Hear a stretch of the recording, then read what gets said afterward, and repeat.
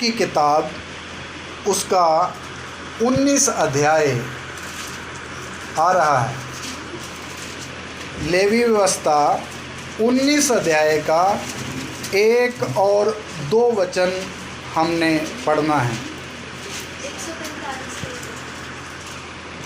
जी। फिर यहोवा ने मूसा से कहा, इस्राएलियों की सारी मंडली से कह कि तुम पवित्र बने रहो, क्योंकि मैं तुम्हारा परमेश्वर यहोवा पवित्र हूँ। हाँ, प्रार्थना करें। प्रभु जी, आपका धन्यवाद करते हैं दिए हुए सुंदर वचनों के लिए। इस वचन को समझने के लिए हमारे पास बुद्धि और ज्ञान नहीं है। आप खुदा बाप हमें ये वचन समझाइए। आपके हाथों में सौंप देते हैं। विनतियाँ यीशु मसीह के नाम से मांगते हैं, आमीन। एक बार फिर पढ़ेंगे। फिर यहोवा ने मूसा से कहा, यहोवा ने मूसा को आज्ञा दी, इस्राएलियों की सारी मंडली से कह कि तुम पवित्र बने रहो, क्योंकि मैं तुम्हारा परमेश्वर यहोवा पवित्र हूँ। हाँ, सब ध्यान देना है, वचन है। परमेश्वर यहोवा मूसा को आज्ञा देता है, मूसा सारी इस्राएली मंडली को ये कह कि मैं तुम्हारा परमेश्वर यहोवा क्या हूँ? पवित्र परमेश्वर। इसलिए तुम भी क्या बने रहो? पवित्र बने रहो। देखिए, प्रभु की मर्जी, जब प्रभु अपने लोगों से क्या चाहता है वो यहाँ बयान करता है। प्रभु बोलता, मैं पवित्र हूँ, इसलिए तुम सब भी क्या बने रहना है? पवित्र बने रहना है। ये बात हम सब ध्यान देना। प्रभु इसको ये बार बार खुदा बाप इस बात को वचन में लिखा हुआ 20 अध्याय में भी आ जाएं, इसी का 20 उसका 7 वचन भी पढ़े। इसलिए तुम अपने आप को पवित्र करो और पवित्र बने रहो, क्योंकि मैं तुम्हारा परमेश्वर यहोवा हूँ। हाँ, इधर भी प्रभु बोलता है तुम अपने आप को क्या बने रहो? पवित्र बने रहो, क्योंकि मैं तुम्हारा परमेश्वर यहोवा हूँ। इसका मतलब परमेश्वर अपने मंडली से और परमेश्वर अपने पीछे चलने वालों से किस चीज़ की मांग करता है? कि वो पवित्र बने रहें। क्या बने रहें? पवित्र बने रहें। इसी का 26 भी पढ़ें, इसी का 20 का 26 वचन भी पढ़ें। तुम मेरे लिए पवित्र बने रहना, तुम मेरे लिए पवित्र बने रहना, क्योंकि मैं यहोवा स्वयं पवित्र हूँ। हाँ। और मैंने तुमको और देशों के लोगों से इसलिए अलग किया है कि तुम निरंतर मेरे ही बने रहो। हाँ, 26 वचन में भी लिखा है तुम मेरे लिए पवित्र बने रहना। किसके लिए पवित्र बने रहना? प्रभु के लिए। मेरे प्यारों, कितनी सुंदर बात है ये बात। परमेश्वर हमसे या कलीसिया से चाहता है तुम लोग किसके लिए पवित्र बने रहना? मेरे लिए। मेरे प्यारों, आप एक बात को समझना, हमारा परमेश्वर हमसे ये उम्मीद रखता है कि मेरी कलीसिया, जहाँ मेरे पीछे चलने वाले मेरे लोग, जहाँ इज़राइली जाति मेरे लिए सदा क्या बन के रहे? पवित्र बने रहे। देखो, प्रभु की इच्छा कितनी अच्छी है। क्या बने रहे? पवित्र बने रहे। देखिए, इंसान ज़्यादातर देखा जाए तो गंदगी को पसंद करता है। ज़्यादातर देखा जाए तो इंसान का इंसान का जो इच्छाएं अभिलाषें हैं वो ज़्यादा किधर जाती है? गंदगी की तरफ जाती है, पाप को पसंद करती है। और शैतान भी चाहता है कि हर व्यक्ति अपवित्र रहे। शैतान कभी भी नहीं चाहता कि कोई व्यक्ति क्या रहे? पवित्र रहे। लेकिन हमारे परमेश्वर, हमारे बनाने वाले परमेश्वर, हमारे सृष्टिकर्ता परमेश्वर की इच्छा यहाँ हम वचन से पढ़ते हैं कि वो क्या चाहता है। वो चाहता है मेरे बच्चे मेरे लिए सदा ही क्या रहें, पवित्र रहें, पवित्र रहें।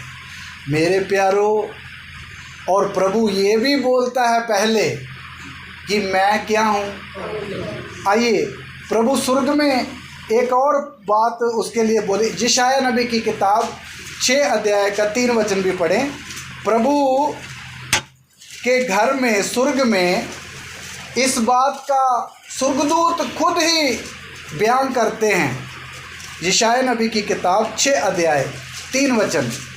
वे एक दूसरे से पुकार पुकार कर कह रहे थे, सेनाओं का यहोवा पवित्र पवित्र पवित्र है, सारी पृथ्वी उसके तेज से भरपूर है। हाँ, स्वर्ग में परमेश्वर के घर में स्वर्गदूत परमेश्वर की आराधना कर रहे हैं और एक दूसरे से पुकार पुकार कर क्या कह रहे हैं, सेनाओं का यहोवा क्या है, पवित्र है, पवित्र है और पवित्र है। मेरे प्यारों, आप समझना है, हमारा प्रभु, हमारा स्वर्गीय पिता, जिसके पीछे हम सब लोग चल रहे हैं, वो कैसा परमेश्वर है, पवित्र है और सदा पवित्र है। स्वर्ग में रहने वाला हमारा परमेश्वर पवित्र परमेश्वर है। तो वो परमेश्वर ये चाह रहा है, ज़मीन के ऊपर रहने वाले लोग जो मुझ पर विश्वास करते हैं और मेरे पीछे पीछे चलना चाहते हैं, वो भी क्या बन जाएं, पवित्र बन जाएं। प्रभु चाहता है वो भी मेरे जैसे क्या बन जाए, पवित्र बन जाए। देखिए प्रभु की मर्जी, प्रभु की इच्छा कितनी अच्छी है।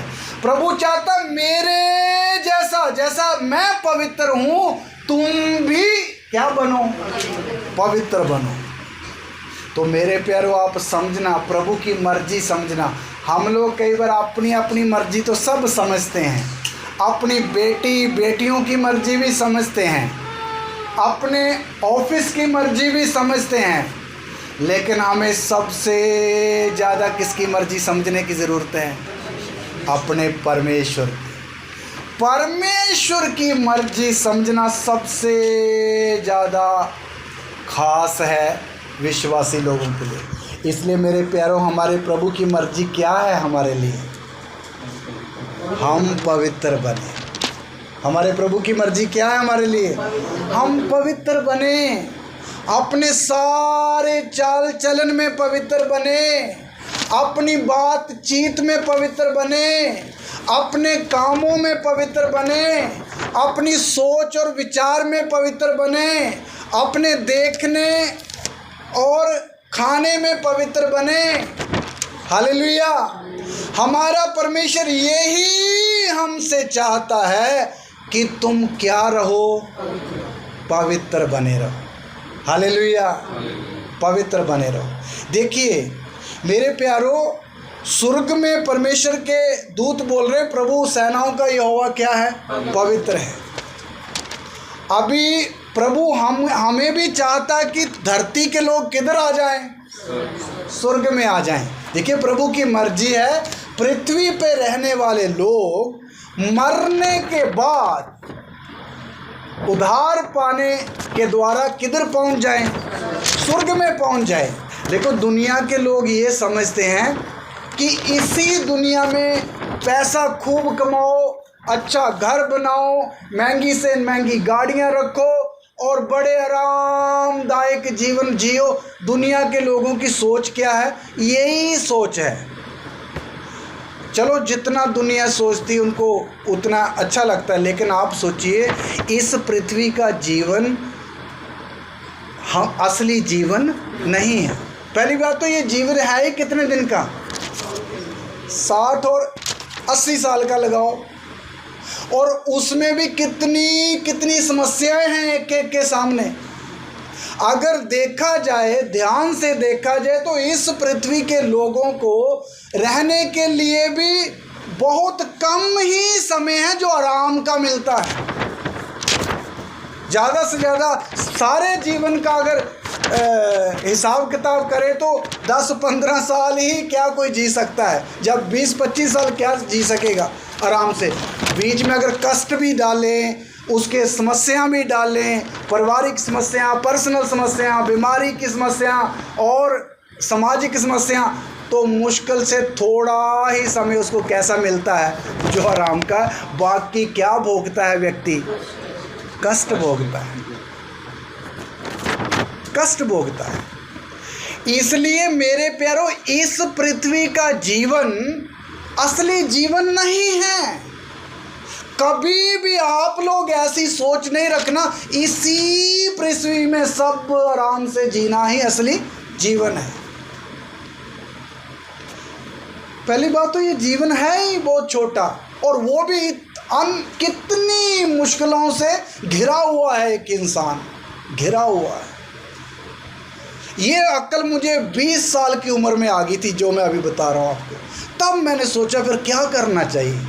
तब मेरी बुद्धि ने बताया सबसे मेजर बात है दुनिया में प्रभु के साथ रिश्ता जोड़ना। उसमें रहकर जो जीवन जिया जाएगा वो है असली और शांति के साथ जीने वाला जीवन।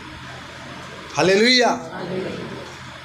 मेरे प्यारो, इसलिए हम सब लोग अपना अपना मन और सोच ऐसी बनानी है कि हमें इसी पृथ्वी पर नहीं बल्कि इस पृथ्वी को छोड़ने के बाद अपने घर में जाना है। कहाँ? उधर का जीवन कितनी देर का है? अनंत है, जिसकी कोई लिमिट नहीं। आप सोच लो, मतलब करोड़ों करोड़ों करोड़ों साल आप और मैं किधर रहकर जिएंगे, और उधर कभी टेंशन नहीं होगी, उधर कभी बीमारी नहीं होगी, उधर आपका शरीर बूढ़ा नहीं होगा, उधर कोई शादी विवाह नहीं होंगे, उधर ऑफिस जाने की कोई ज़रूरत नहीं, उधर पैसे कमाने की कोई लालसा नहीं। आप देखो, अगर ऐसा एक जगह में हमें जाने के लिए मिल जाए तो कैसा आनंदमय होगा। थोड़ा सोचिए, वहाँ रोटी बनाने की भी क्या नहीं ज़रूरत नहीं, आटा गूंदने की भी क्या नहीं ज़रूरत नहीं बहनों को, है ना। गर्मी भी नहीं, सर्दी भी नहीं, मौसम की भी समस्या नहीं, सिर्फ आनंद और आनंद और आनंद और आनंद ही रहेगा। हालेलुया। तो परमेश्वर चाहता है इस पृथ्वी से लोग अपना मेरे साथ रिश्ता जोड़ने के बाद किधर पहुंचे? स्वर्ग में पहुंचे। वो है प्रभु की इच्छा, और ये इच्छा हम सब भी समझना, हमारा लक्ष्य भी यही होना है। लेकिन स्वर्ग में जाने वाले लोग कैसे होंगे? कैसे लोग होंगे? पवित्र। आइए पढ़ के देखते हैं कि कौन से लोग स्वर्ग में नहीं जाएंगे। पहला कुरिन्थी 6 अध्याय, पहला कुरिन्थियाँ 6 अध्याय। कौन लोग स्वर्ग में नहीं जाएंगे? प्रभु खुद बोलता है।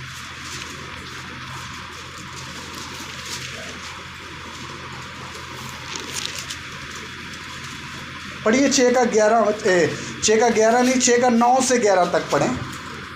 क्या तुम नहीं जानते? ध्यान देना जी। हाँ, क्या तुम नहीं जानते कि अन्यायी लोग परमेश्वर के राज्य के वारिस ना होंगे? हाँ। धोखा न खाओ, ना वेश्यागामी, ना मूर्ति पूजक, ना परस्त्रीगामी, ना लुच्चे, ना पुरुषगामी, ना चोर, ना लोभी, ना पियक्कड़, ना गाली देने वाले, ना अंधेर करने वाले परमेश्वर के राज्य के वारिस होंगे। बस रुकिए। ऐसे ऐसे काम करने वाले लोग परमेश्वर के राज्य के वारिस लिखा है नहीं होंगे। आप सोच लो कितनी कैटेगरी इधर अब लिख डाली है। ऐसे ऐसे काम करने वाले लोग स्वर्ग के वारिस नहीं होंगे। अगली बात ध्यान से सुने। और तुम में से कितने ऐसे ही थे। देखिए किनको बोल रहा है? विश्वासियों को, हमको। हे भाइयों, तुम में से कितने लोग पहले ऐसे ही थे। हाँ, परंतु तुम प्रभु यीशु मसीह के नाम से और हमारे परमेश्वर के आत्मा से धोए गए और पवित्र हुए और धर्मी ठहरे। हालेलुया। तुम में से कितने लोग पहले ऐसे ही थे, इसलिए तुम हमारे प्रभु यीशु मसीह के नाम से और हमारे परमेश्वर के आत्मा से धोए गए और क्या हुए? पवित्र हुए और धर्मी ठहरे। हालेलुया। इसलिए प्रभु ने देखो हम पर कितनी बड़ी करुणा करी है। ऐसे ऐसे लोग स्वर्ग में नहीं प्रवेश कर सकेंगे, इसलिए प्रभु ने हमें अपने आत्मा से, अपने नाम से धो दिया। क्या कर दिया? धो दिया। और हमें क्या बना दिया? पवित्र बना दिया।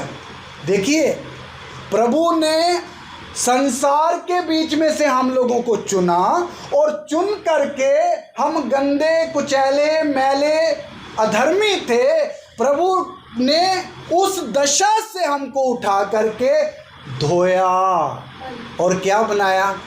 पवित्र बनाया। इसलिए मेरे प्यारों, एक बात याद रखना, कलीसिया में बपतिस्मा लिया हुआ व्यक्ति, हर एक व्यक्ति क्या बंदा कहलाता है? पवित्र। आप लोग सब क्या हो? पवित्र हो। आप समझना, कलीसिया में हर एक विश्वासी जो प्रभु का पीछे चलता है वो पवित्र है। आप लोग पवित्र हैं। इसलिए मैंने पिछले दिन बताया कि कलीसिया प्रभु का घर है और प्रभु कलीसिया में क्या करना चाहता है? वास करना चाहता। तो प्रभु गंदे लोगों के बीच में वास करेगा, बल्कि पवित्र लोगों में वास करेगा। इसलिए प्रभु ने पहले अपने लोगों को क्या बनाया? पवित्र बनाया। आज हम पवित्र हैं। इसके साथ एक और भी याद पड़े, इफिसियों की पत्री 5 अध्याय का 26 और 27। प्रभु ने कितना तक कलीसिया को पवित्र किया है। हालेलुया। इफिसियों की पत्री 5 उसका 26 और 27 वचन कि उसको वचन के द्वारा, हाँ, सुनिए, कलीसिया को वचन के द्वारा जल के स्नान से शुद्ध करके पवित्र बनाए और उसे एक ऐसी तेजस्वी कलीसिया बनाकर, आप बात ध्यान से सुनना, उसको एक ऐसी तेजस्वी कलीसिया बनाकर अपने पास खड़ी करे जिसमें ना कलंक, ना झुरी, ना कोई ऐसी वस्तु हो, वरन पवित्र और निर्दोष हो। हालेलुया। मेरे प्यारों, अगर आप ये बात समझो, इधर लिखा है प्रभु उसको वचन के जल के स्नान से शुद्ध करके पवित्र बनाए और उसे एक ऐसी तेजस्वी कलीसिया बनाकर अपने पास खड़ी करे जिसमें ना कोई कलंक, ना कोई झुर्री, ना कोई और ऐसी वस्तु हो, वरन पवित्र और निर्दोष हो। देखो प्रभु कैसी पवित्रता ही अपनी कलीसिया को दी है, जिसमें ना कोई झुर्री हो, ना कोई कलंक हो, ना कोई अपवित्र बात हो, बल्कि निर्दोष हो। हालेलुया। तो मेरे प्यारों, आप सोचो, हमारे प्रभु ने हमारे लिए कितनी भलाई सोची है। हमें क्या बनाया है? पवित्र बनाया है। हमें क्या किया है? शुद्ध किया है। और शुद्ध भी किससे किया? पानी से शुद्ध नहीं किया है। हमें किसी नदी में स्नान करके शुद्ध नहीं कराया है। हालेलुया। बल्कि हमें शुद्ध कैसे किया है? अपने पवित्र लहू के द्वारा हमें क्या किया है? शुद्ध किया है। इस दुनिया में कोई भी ऐसी वस्तु है नहीं है जिसके द्वारा एक इंसान अपने पापों से शुद्ध हो जाए। याद रखिए, आज कितने लोग जगह जगह जाके स्नान करना चाहते हैं कि हम क्या हो जाए, शुद्ध हो जाए। नहीं हो सकता। दुनिया में, पूरे वर्ल्ड में ऐसी कोई भी चीज़ नहीं है जिसके द्वारा एक इंसान पवित्र हो सकता है, वैसा पवित्र जिसको प्रभु पसंद करे।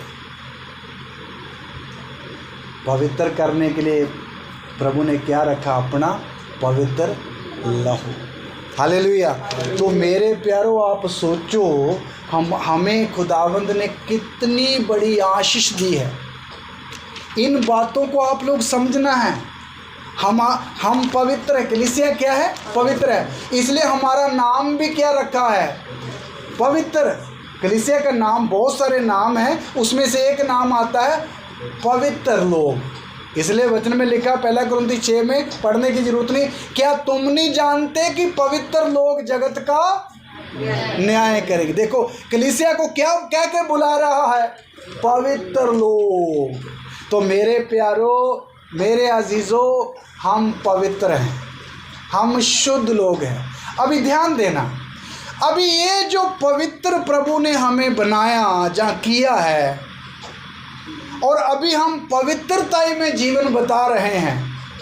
अभी इस पवित्रताई में रहने के कारण आपको मालूम कितना फ़ायदा है, कितना लाभ होता है। किसके अंदर रहने के कारण, पवित्रताई के। कितना लाभ है आप समझना।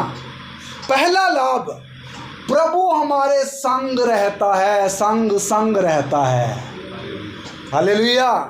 किसके कारण, हम कलीसिया पवित्र रहने के कारण, पवित्रताई के कारण प्रभु कलीसिया के साथ रहता है।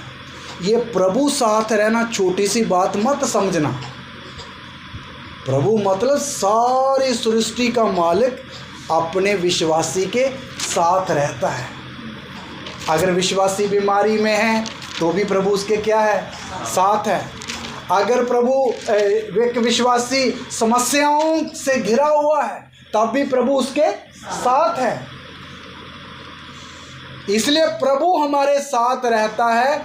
क्यों? क्योंकि हम पवित्र हैं, पहली बात। दूसरी बात, पवित्र कलीसिया होने के कारण हमारे लिए प्रभु सुरक्षा ठहराता है। क्या? सुरक्षा। हमारे लिए प्रभु सुरक्षा ठहराता है। हमारी सुरक्षा आपको पता है कितनी ज़्यादा है। स्वर्गदूत हमें सुरक्षा देते हैं। यीशु का लहू हमारे लिए सुरक्षा का कारण है। फिर उसके बाद प्रभु ने हमारे लिए बाड़े लगवा रखे हैं। फिर उसके द्वारा प्रभु की करुणा हमारे चारों ओर बनी रहती। तो कितनी ज़्यादा सिक्योरिटी में विश्वासी लोग रहते हैं। किसके कारण? पवित्रताई के कारण। किसके कारण? पवित्रताई के कारण। इसलिए मेरे प्यारो, आप पवित्र होने के कारण खुदावंद ने कितनी सुविधाएं अपने लोगों को दे रखी है। प्रभु हमारी सुरक्षा, हमारी रक्षा करता है। प्रभु रक्षा यहाँ तक करता है, एक बाल भी हमारा, विश्वासियों का, प्रभु की मर्जी से ज़मीन पर नहीं गिरेगा। इससे बड़ा और कोई सुरक्षा हो सकती है? एक बाल भी नहीं गिरेगा। प्रभु इतनी सुरक्षा रखता है। दूसरी बात, तीसरी बात, शैतान विश्वासियों को अपनी मर्जी से छू भी, 1 यूहन्ना 5 उसका 18 आयत में लिखा, पढ़ने की जरूरत नहीं, वो लिखा, वो दुष्ट तुम्हें छूने ना पाएगा।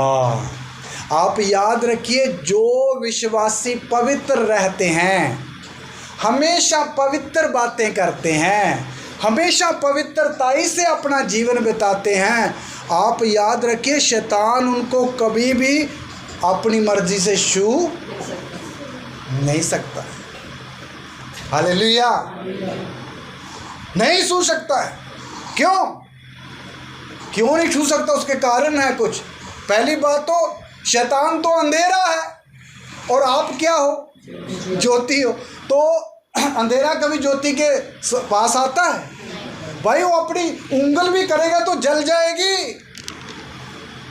सेक आग मिलती है आगे से, इसलिए शैतान छूने नहीं पाता। इसलिए मेरे प्यारों ये बात बड़ी दलेरी देती है, हमें कौन छू सकेगा? क्यों? हम क्या हैं? प्रभु की कलीसिया क्या है? पवित्र लोग हैं। तो पवित्र लोगों को शैतान कभी भी छूने नहीं पाएगा। हालेलुया।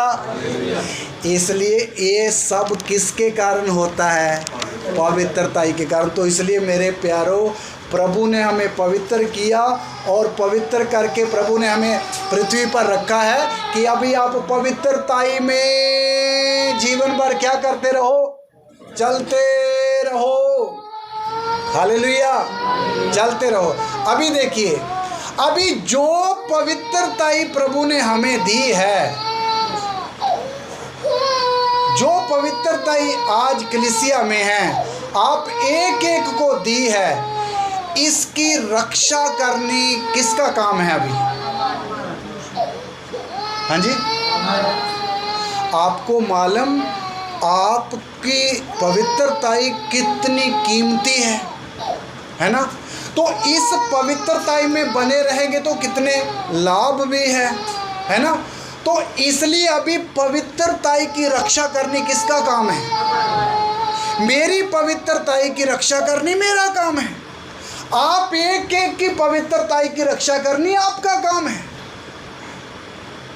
क्यों मैं रक्षा के लिए बोल रहा हूं? कलीसिया को अपवित्र करने के लिए, कलीसिया को शुद्ध अशुद्ध करने के लिए, अशुद्ध करने के लिए हमेशा शैतान क्या रहेगा? इस ताक में रहेगा, एक विश्वासी को मैं कैसे अशुद्ध करूं, एक विश्वासी को मैं कैसे पापी ठहराऊं, एक विश्वासी को मैं कैसे उसको पाप में गिराऊं। शैतान छू तो नहीं सकता, लेकिन दूर से इस खोज में रहता है कि मैं किस किस व्यक्ति को अशुद्ध करूं। क्या करूं? अशुद्ध।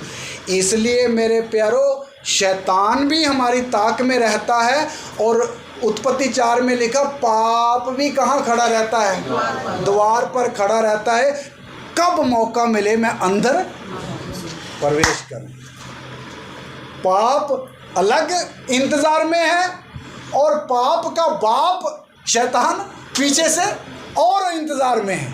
इसलिए एक एक विश्वासी, आप सोचिए कितनी अपनी अपनी क्या करनी है? चौकसी करनी पड़ेगी। जो अपनी अपनी चौकसी करेगा वो ही अपनी अपनी पवित्रताई को बचाए रखेगा।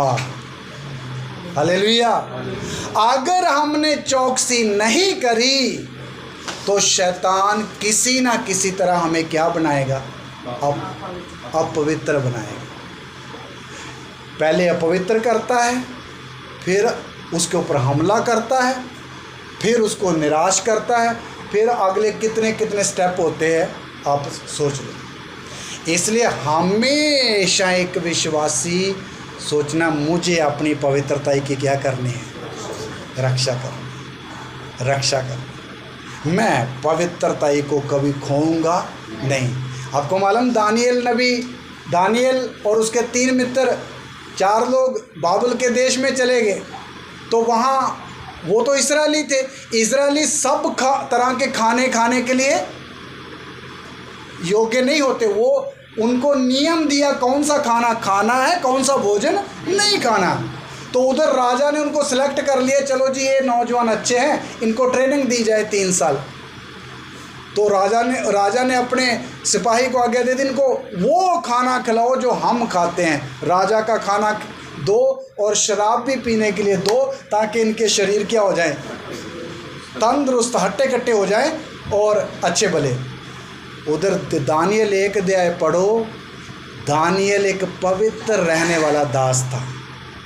दानियल को जब ये खबर मिली कि हमें कौन सा खाना दिया जाएगा, इस देश का खाना दिया जाएगा, उसके साथ शराब भी मिलेगी, और वो खाना जो दिया जाएगा वो इजरायली लोगों को खाने के लिए अशुद्ध करता है। तो आपको मालूम, उसी समय दानियल को पता लग गया ये हमें अशुद्ध करने के लिए एक चाल है। किसकी?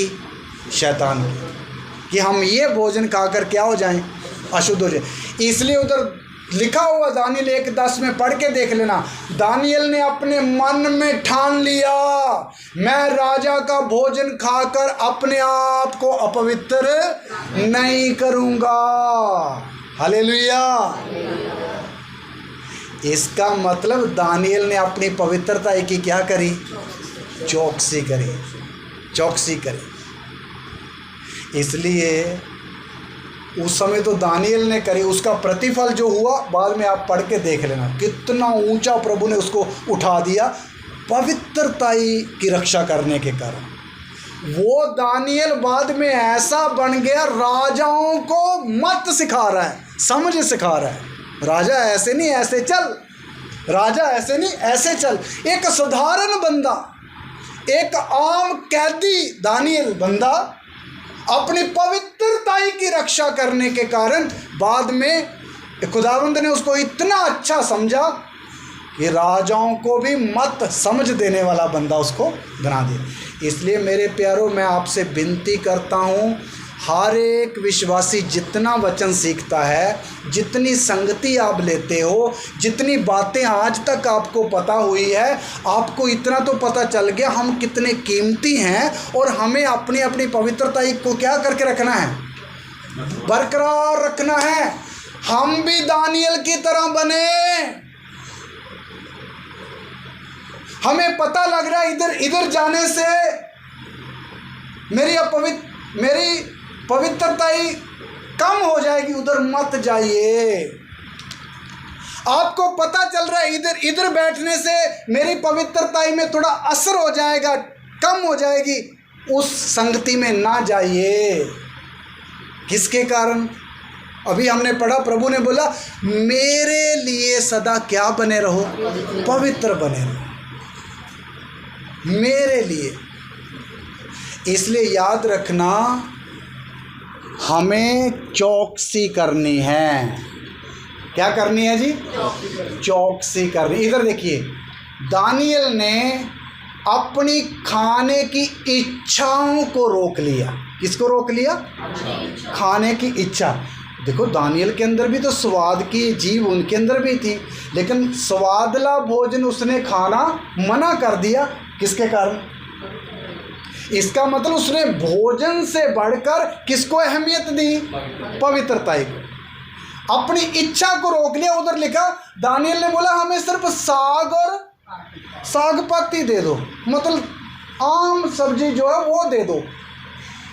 मेरे प्यारों, हमें अपवित्रताई में डालने वाले, सुनिए ध्यान देना, अभी विश्वासी लोग कहाँ फेल हो जाते हैं?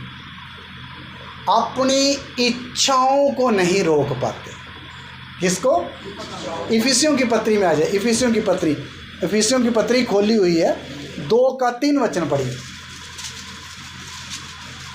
इनमें हम भी सबके सब पहले अपने शरीर की लालसाओं में दिन बिताते थे और शरीर और मन की इच्छाएं पूरी करते थे और अन्य लोगों के समान स्वभाव ही से क्रोध की संतान थे। देखिए, इधर लिखा है, फिर पढ़िए बहन एक बार। इनमें हम भी सबके सब पहले अपने बस इधर लिखा, ये विश्वासियों को लिख रहा पत्री, बोलता हम भी सब के सब पहले मतलब मसीह में आने से पहले, हाँ क्या करते थे? अपने शरीर की लालसाओं में दिन बिताते थे। देखिए, उस समय मसीह में जब हम नहीं आए थे, किस में दिन बिताते थे?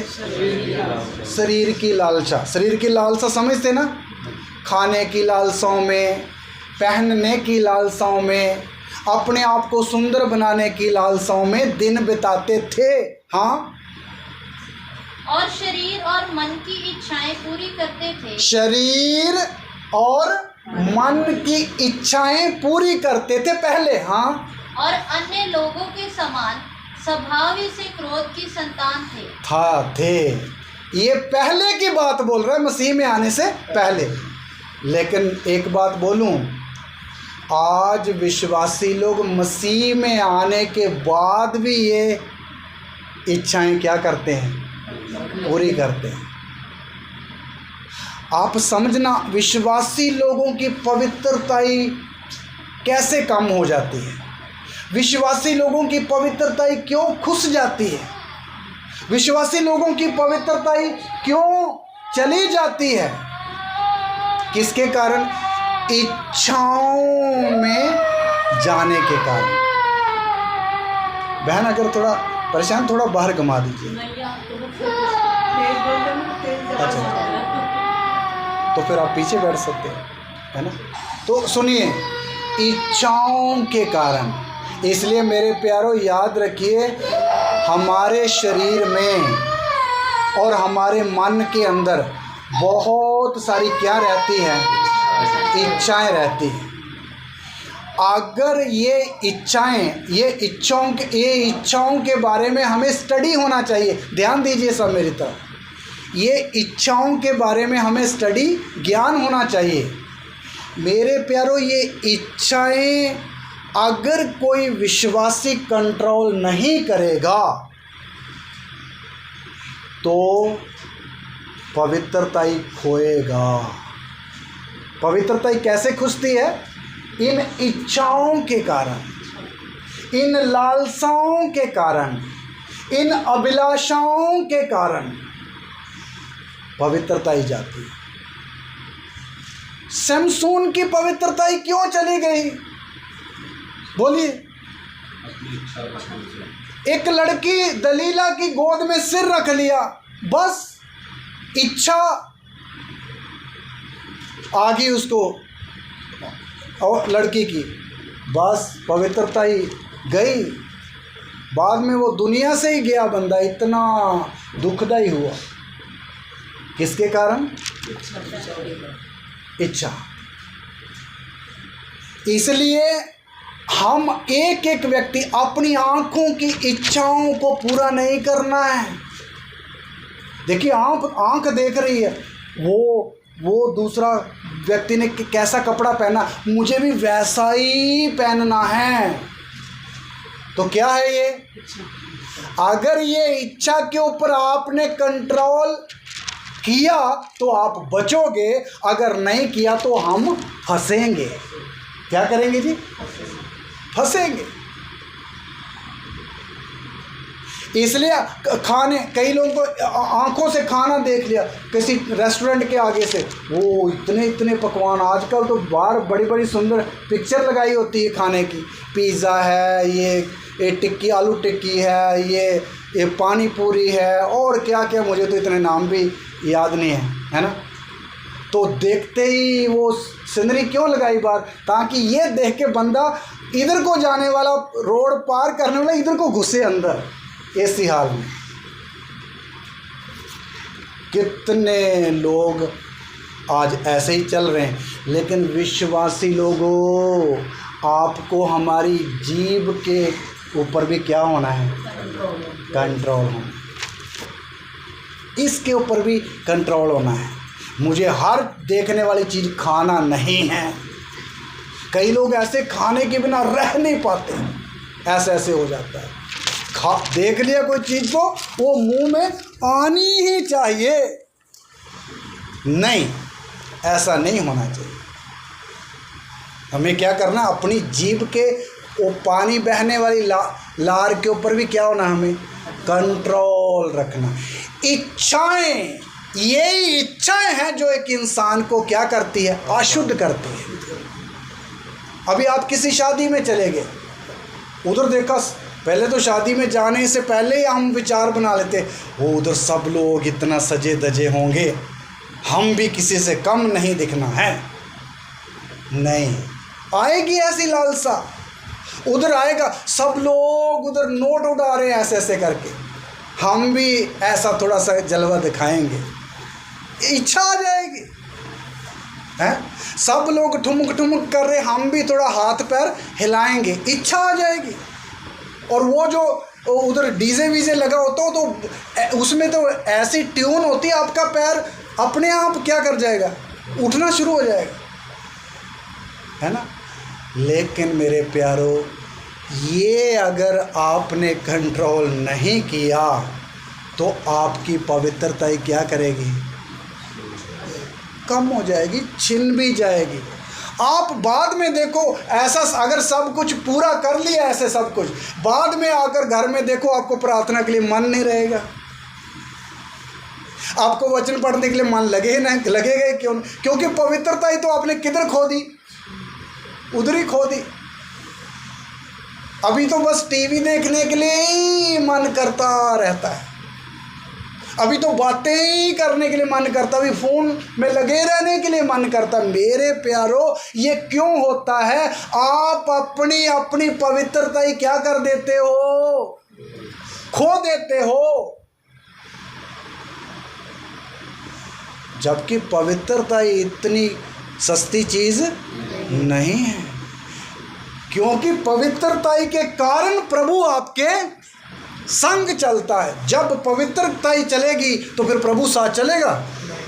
प्रभु नहीं चलेगा। प्रभु कभी भी गंदी चीज के साथ रह नहीं सकता। सैमसून के बारे में पढ़ते, जब उसकी लटें कट गई, उधर लिखा वो ना जानता था कि यहोवा उसके पास से चला गया है। देखिए, मैं इस बात पर डेली सब बातों से ज़्यादा ध्यान रखता हूँ, कहीं प्रभु 1 इंच भी दूर ना चला जाए। एक बार इस बात के ऊपर ध्यान रखता हूँ। खाना कम मिले, कपड़ा कम पहना जाए, मुझे कोई इज्जत दे ना दे, वो कोई मायने नहीं रखता। यहोवा 1 इंच भी क्या नहीं होना है? दूर नहीं होना है। ये ध्यान सबसे ज़्यादा रखता। क्यों? पवित्रता है, खुश ना जाए। इसलिए मेरे प्यारो, आप सोच लो, हम कई बार पवित्रता की वैल्यू ना समझने के कारण ऐसे ही गवा देते पवित्रता। कई बार हम ऐसे बन जाते, चलो जी शादी में गए थे, शादी जैसे बन गए, मीटिंग में आए तो मीटिंग जैसे बन गए। भाई, 2 रंग का व्यक्ति मसीह जीवन कभी जी नहीं सकता।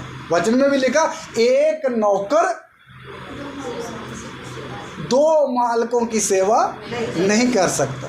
वचन में लिखा, जब तूने चोर को देखा, जब चोर का सांझी हो गया, जब तूने मीटिंग देखी, मीटिंग में आकर बैठ गया। ऐसे नहीं चलता है। एक विश्वासी ऐसा बनना चाहिए, मैं प्रभु का हूँ। किसका हूँ? प्रभु का ही रहूँगा। उसके लिए कितनी भी बातें आए। मेरे प्यारो, इस तरह कितने विश्वासी लोगों की पवित्रता ही क्या हो जाती है? खुश जाती है। आपको मालूम, जब पवित्रता ही खुश जाती तो इसका मतलब आपसे क्या हो गया? इच्छाओं के द्वारा आपके से क्या हो गया? पाप हो गया। क्या हो गया? अभी आँखों के देखने के द्वारा क्या हो गया? पाप हो गया। कुछ उधर उधर जाने से क्या हो गया? इच्छाएं पूरी करी, जब इच्छाएं पूरी करी तो पाप हो गया। अभी प्रभु की नज़र में वो विश्वासी जिसने अपनी पवित्रता ही खो दी, प्रभु की नज़र में वो क्या है? पापी है। पापी है। और ये जो पाप है, पाप ऐसे नहीं छोड़ता हमको। जब हम पापी बन गए तो पहली बात हमें खोजना है कि हमसे गलती हो गई, हम पापी बन गए। ये पता लगना चाहिए एक विश्वासी को। कई लोगों को ये भी नहीं पता चलता कि हमसे क्या हो गया है। जिसको नहीं पता लगता उसका कारण क्या है? उसको अगर कोई सवाल पूछो तो आगे बहस करेगा, नहीं ऐसे नहीं वैसे था, ऐसे नहीं वैसे था, वो नहीं वो भी जाता, वो नहीं वो। इसका मतलब इस व्यक्ति को पाप क्या नहीं हुआ? एहसास। जिसको एहसास हो गया वो तुरंत बोलेगा, हाँ मेरे से गलती हो गई, मेरे से गलती हो गई। अगर ऐसा मान ले तो भला, अगर नहीं माने तो जो पाप आपको लग चुका है, आपको मालूम वो पाप बाद में करेगा क्या? गिनती की किताब में आ जाए 32 अध्याय, पाप बाद में वो करेगा क्या? गिनती 32 उसका 23 वचन पढ़ना है।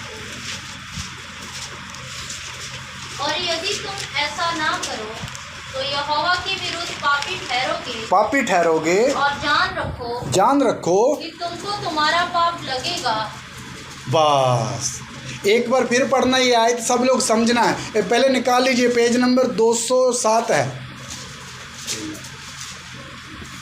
पेज नंबर 207, 32 का 23 वचन पढ़िए।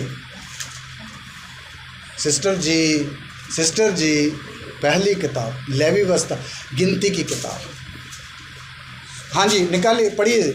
और यदि तुम ऐसा ना करो तो यहोवा के विरुद्ध पापी ठहरोगे और जान रखो कि तुमको तुम्हारा पाप लगेगा। हाँ, इधर जो लगेगा शब्द थोड़ा ट्रांसलेट में सही नहीं लिखा, उधर लिखा तुमको तुम्हारा पाप पकड़ेगा, ये शब्द आना चाहिए। तो याद रखिए, जो पाप एक विश्वासी से हो जाता है, ध्यान देना, अगर वो विश्वासी उस पाप को समझ लिया कि मेरे से गलती हो गई है, तो तब तो वो पाप क्या हो जाएगा, क्षमा हो जाएगा। पहले ऐसा जानना मेरे से गलती हो गई, फिर उसने घुटने टेके प्रभु से क्षमा मांगी, तो पाप क्या हो जाएगा, क्षमा हो जाएगा। अगर नहीं एहसास किया, नहीं समझा, उसने सोचा नहीं ऐसा ही ठीक ठीक चल रहा है, तो वही पाप लिखा, तुम यहोवा के विरुद्ध क्या बनोगे, पापी ठहरोगे और जान रखो कि तुमको तुम्हारा पाप पकड़ेगा। अगर आपने वो पाप को उधर रहने दिया, ना माना ना समझा, यही पाप 2 दिन के बाद, जहाँ 2 सप्ताहों के बाद, जहाँ महीने के बाद, ये पाप आपके लिए आपको पकड़ेगा। क्या करेगा, आपके लिए सजा लेके आएगा। क्या लेके आएगा, सजा लेके आएगा। यही पाप आपको किसी ऐसी मुसीबत में फंसाएगा, यही पाप आपको घाटे में ले जाएगा। क्योंकि ये पाप जहां आ जाता है, हम क्यों अपने घर से दीमक को ख़त्म करते रहते हैं। आपको पता चल जाए आपके बेड में दीमक है, तो आप बोलोगे चलो एक चादर ऊपर और बिछा देते, क्या होता है, ऐसे करते हैं भाई, हाथों पाँव की पड़ जाती है। जब तक वो दीमक का अंत ना हो जाए, तब तक चैन नहीं मिलता। पिछले दिन एक भाई के मैं घर में गया, मैंने बोला अच्छा है घर, नहीं, बोलता अच्छा नहीं है, इधर दीमक है, अभी हम घर छोड़ रहे हैं, किराए में रहता था। तब मुझे पता लगा कितनी दहशत है किसके, दीमक। इसी तरह पाप क्या है, पाप अगर आ गया तो जरूर हमको काटेगा, जरूर हमको सजा में फंसाएगा। इसलिए मेरे प्यारों, याद रखना, पहली बात, कई लोग ये इन बातों का हिसाब किताब ना रखने के कारण कुछ ना कुछ उलझनों में क्या रहते हैं, फंसे रहते हैं। नहीं तो प्रभु की मर्जी ये नहीं है कि हमेशा एक बंदा उलझनों में फंसा ही रहे, एक बंदा सदा रोगी ही रहे। ये प्रभु की मर्जी नहीं है। हालेलुया। तो हम सोचना है पाप कितना खतरनाक, पवित्रता ही खो गई तो पाप आ गया, मतलब पाप हिसाब किताब नहीं क्लियर किया तो पाप फिर पकड़ेगा। एक बात। दूसरा बात क्या होता है पाप के कारण, दूसरा नुकसान क्या होता है, पढ़िए जकरिया नबी की किताब 3 अध्याय में आ जाए। जकरिया नबी की किताब 3 अध्याय 1 से पढ़ना शुरू करेंगे। फिर उसने यहोशू महायाजक की यहोवा के दूत के सामने खड़ा हुआ। सब लोग ध्यान देना, इस वचन को समझना। पहला नंबर पाप पकड़ेगा, दूसरा नंबर क्या होता है, फिर पढ़िए सिस्टर। फिर उसने यहोशू महायाजक को यहोवा के दूत के सामने खड़ा हुआ मुझे दिखाया। देखिए, जिसको नहीं मिला वो बस सुने, ध्यान दे। यहोशू महायाजक को यहोवा के दूत के सामने खड़ा हुआ मुझे दिखाया। इधर देखिए, इधर एक प्रभु का दास है जिसका नाम है यहोशू, और महायाजक है, मंदिर में काम करने वाला। हुआ क्या, वो जब प्रभु के सामने खड़ा तो दाहिनी और कौन भी खड़ा है? शैतान भी खड़ा। ध्यान देना। अच्छा, शैतान उसका विरोध करने को खड़ा हुआ दिखाई दिया। हाँ, और शैतान उसकी दाहिनी ओर उसका विरोध करने को खड़ा था। तब यहोवा ने शैतान से कहा, हे शैतान, यहोवा तुझको घुड़के। यहोवा जो यरूशलेम को अपना लेता है वही तुझे घुड़के। देखिए, प्रभु ने शैतान को बोला, हे शैतान, यहोवा तुझे डांटता है, प्रभु तुझे डांटता है। आगे पढ़िए। क्या ये आग से निकाली हुई लुकटी सी नहीं है? हाँ। उस समय यहोशू तो दूत के सामने मैला वस्त्र पहने हुए खड़ा था। हाँ, अभी ध्यान देना। वहां शैतान पवित्र याजक के पास आ क्यों गया? मेरी बात समझ रहे हैं? याजक पवित्र है, उसके सिर में अच्छा कपड़ा है, पगड़ी है, पवित्र है, और उसके सामने दाहिनी तरफ शैतान क्यों आ गया? क्योंकि इधर लिखा है, वो 3 आयत फिर पढ़िए, क्यों आ गया, उसका कारण लिखा है। उस समय यहोशू तो दूत के सामने मैला वस्त्र पहने हुए खड़ा था। हाँ, क्योंकि यहोशू महायाजक का कपड़ा क्या हो गया था? मैला हो गया था। मतलब अब पवित्रता ही क्या हो गई? कम होगी, जहाँ कहीं ना कहीं कोई दाग आ गया, मैला वस्त्र हो गया। इसलिए कौन भी साथ आ गया? शैतान भी आ गया। मेरे प्यारो, याद रखिए, जब एक व्यक्ति, एक विश्वासी अपवित्रता को खो देता है और मैला हो जाता है एक व्यक्ति का वस्त्र, हमें भी प्रभु ने वस्त्र दिया। कौन सा वस्त्र है? उद्धार का वस्त्र। ये वस्त्र जब उसमें कोई दाग लग गया, कोई अपवित्रता आ गई, तो पीछे पीछे कौन भी आ जाएगा भाई? शैतान भी आएगा। शैतान क्यों आएगा? शैतान बोलेगा, वो मेरा माल उसके ऊपर है, अंदर है, इसलिए मुझे आने का क्या है? हक है। हर गंदगी शैतान की है, इसलिए अपनी गंदगी के पीछे तो आएगा ही शैतान। इसलिए शैतान विरोध अकेला करेगा काफ़ी नहीं, नुकसान भी पहुंचा सकता है। इसलिए मेरे प्यारो, पहला नंबर पवित्रता ही खोने का नुकसान, वो पाप हमको पकड़ेगा, एक नंबर बात। नंबर दूसरा, शैतान भी पीछे पीछे आ जाएगा। शैतान भी पीछे पीछे आ जाएगा, क्योंकि आपका कपड़ा मैला हो गया। आपका कपड़ा मैला हो गया, शैतान पीछे आए। इसलिए प्रभु ने किया क्या? वहाँ आगे पढ़िए 4 वचन। तब दूत ने उनसे जो सामने खड़े थे कहा, हाँ, इसके ये मैले वस्त्र उतारो। फिर उसने उससे कहा, देख, मैंने तेरा अधर्म दूर किया है और मैं तुझे सुंदर वस्त्र पहना देता हूँ। तब मैंने कहा, इसके सिर पर एक शुद्ध पगड़ी रखी जाए। अतः उन्होंने उसके सिर पर याजक के योग्य शुद्ध पगड़ी रखी और उसको वस्त्र पहनाए। उस समय यहोवा का दूत पास खड़ा रहा। हाँ, तब दूत ने कहा, इसके मैले वस्त्र क्या कर दो? उतार दो। इसके सिर के ऊपर कौन सी पगड़ी रखो? शुद्ध नई पगड़ी रखो। मेरे प्यारो, बाद में वो कपड़ा बदला, पगड़ी अच्छी रखी, फिर शैतान वहाँ से चला गया, फिर दूत ही रह गया। मेरे प्यारो, एक गंभीर बातें हैं जो मैं आपको बता रहा हूँ, अगर आप भी गंभीरता से समझो तो। इसलिए अगर एक व्यक्ति को अगर कोई अपवित्रता जीवन में आ गई, पवित्रता चली गई किसी कारण, तो क्या करना है? नए होने के लिए क्या करना पड़ेगा? नंबर 1, हमें अपनी गलती एहसास होनी चाहिए। क्या होनी चाहिए? ऐसा, मेरे से ये गलती हो गई। एक बात, अगर अपने आप एहसास नहीं होती, वचन पास्टर प्रचार कर रहा तो वचन सुनते सुनते वचन आपको चिता सकता है, यहाँ तो गलत था, फिर तब अपनी गलती मान लेनी चाहिए, हाँ मैं गलत हूँ। नंबर 2। तीसरा नंबर, हो सकता पास्टर डायरेक्ट आपको मुंह पर बोले, दास बोले, तो भी अपनी गलती को क्या कर लेना? मान लेना चाहिए। मान लेना चाहिए। उसके बाद क्या करना है? आपकी तरफ आना है। किधर आना है? पश्चाताप। मेरे प्यारों, जहाँ तो कलीसिया में ही पश्चाताप करो, अगर अकेले में हुआ तो अकेले में प्रभु के साथ क्या करो? पश्चाताप करो। पश्चाताप जो व्यक्ति करता है उसी को ही प्रभु नया बनाएगा, उसी को ही प्रभु दोबारा से उसका वस्त्र साफ करके उसको ज्यों का त्यों कर देगा।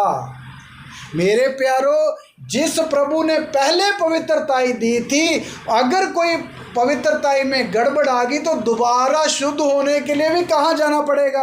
उसी प्रभु के पास जाना पड़ेगा और प्रभु को बोलना, हे प्रभु मेरे से गलती हो गई, मुझे माफ़ कर, मैं आगे से नहीं करूँगा। जब हम ऐसा करेंगे तो होगा क्या? एक आयत पढ़ेंगे, समाप्त करेंगे। पहला यूहन्ना 1 अध्याय का 9 वचन। पहला यूहन्ना की पत्री 1 अध्याय का 9 वचन।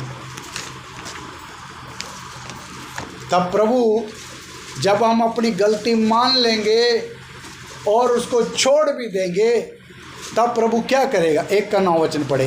यदि हम अपने पापों को मान लें, यदि हम अपने पापों को मान लें, बाइबल खोलने वाले ना फरोले सुने, मान लें, तो वह हमारे पापों को क्षमा करने, वह हमारे पापों को क्षमा करने और हमें सब अधर्म से शुद्ध करने में विश्वास योग्य और धर्मी है। हाँ सिस्टर, आप भी सुनना, यदि हम अपने पापों को मान ले, यदि हम पापों को मान लें तो वह हमारे पापों को क्षमा करने में और सारे अधर्म से शुद्ध करने में प्रभु वफादार और क्या है? धर्मी है, विश्वास योग्य है। मेरे प्यारो, याद रखिए, अगर कोई जीवन में पाप आ गया, किसी ने माना नहीं और उसको छोड़ा नहीं, पाप तब तक जाएगा नहीं। भले 1 साल हो जाए, भले 5 साल हो जाए, 4 साल हो जाए, पाप वहाँ का किधर खड़ा है? वहीं खड़ा है। बंदा मुसीबत पर मुसीबत झेलता रहेगा, कई बार उसको पता भी नहीं चलेगा गड़बड़ कहाँ हुई, है ना? इसलिए उस व्यक्ति को चाहिए सोचना, पिछले महीने पर सोचे, पिछले 6 महीने में सोचें, पिछले साल में सोचें, कहीं कहीं कोई मेरे से ऐसा पाप तो नहीं हुआ जिसके कारण यहोवा मुझ पर क्रोधित हो गया है, यहोवा मेरे घर पर सज़ा भेज रहा है, यहोवा मेरे ऊपर पर्सनल जीवन में सज़ा भेज रहा, कभी कोई पाप तो नहीं हो गया। अगर आप खोज करोगे, छानबीन करोगे तो पवित्र आत्मा जरूर आपको क्या करेगा? बताएगा। अगर बताएगा तो मान लीजिए, मान के छोड़ दीजिए, प्रभु के सामने दुहाई दीजिए, हे प्रभु मुझे क्या कर? क्षमा कर। क्षमा मांगने वाले को आज तक कोई ऐसा नहीं जिसको क्षमा ना मिली हो। हालेलुया। जितनों ने भी बाइबल में नम्र होके क्षमा मांगी है और अपनी गलती को छोड़ दिया, प्रभु ने उन पर क्या करी है? करुणा करी। आप सोचते ना, 99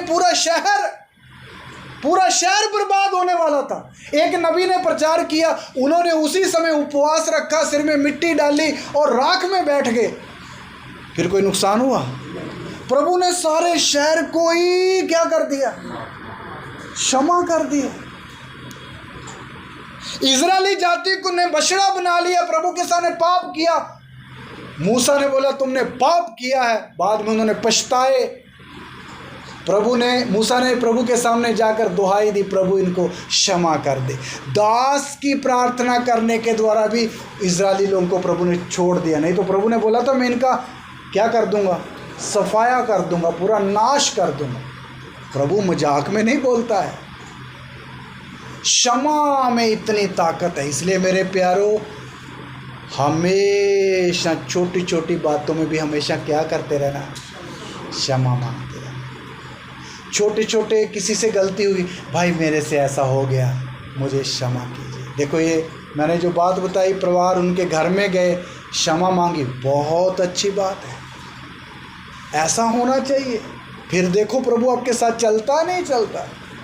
इसलिए मेरे प्यारों, दोबारा अगर ऐसे हम पश्चाताप करेंगे, प्रभु से मानेंगे, तो प्रभु क्षमा करने में विश्वास योग्य और क्या है, धर्मी। आपकी पवित्रता ही दोबारा ज्यों की त्यों प्रभु कर देगा। आप दोबारा प्रभु के साथ वैसे ही चलना शुरू करोगे। आपकी आराधना ठीक हो जाएगी, आपकी प्रार्थना ठीक हो जाएगी। आपके जीवन में कोई समस्या आ गई है तो प्रभु उसको दूर करेगा।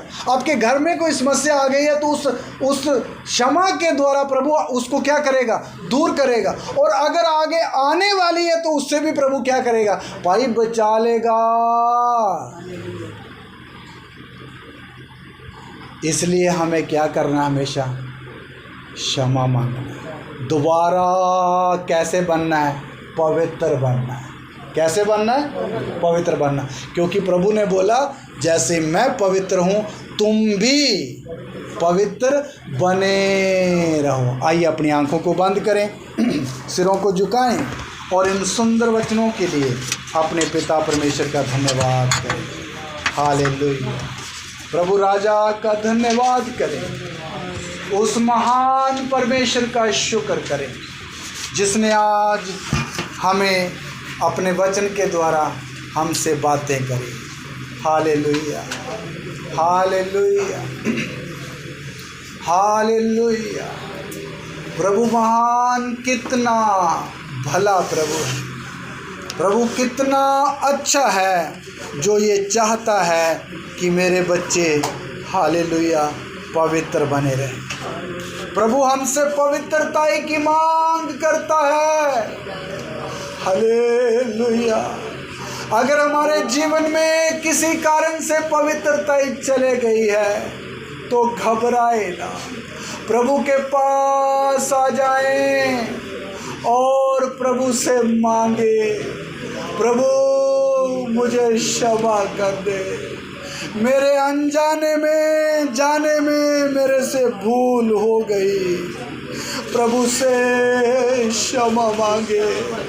प्रभु के आगे कोई बात गुप्त छुपी हुई नहीं रहती है। वो मनों के विचारों को जानता है, वो हमारी गुप्त बातों को भी समझता है। इसलिए हम खुदावंत के सामने इन बातों को मान ले। हम अपने प्रभु के सामने बातें मानकर उससे क्षमा मांगे। वो क्षमा करने में धर्मी और विश्वासी योग्य है। Hallelujah, hallelujah, hallelujah. तेरा धन्यवाद